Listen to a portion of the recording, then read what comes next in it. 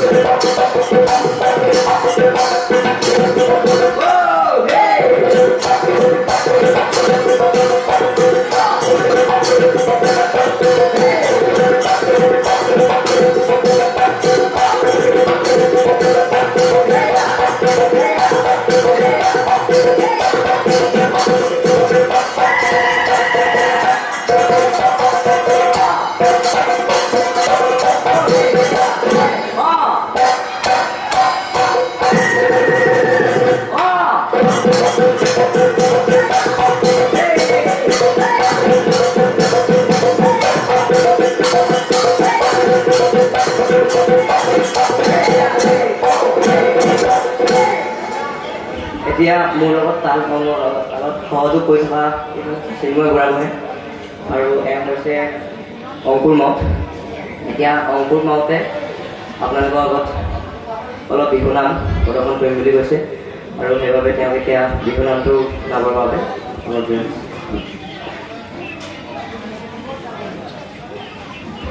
নমস্কাৰ সকলোলৈকে।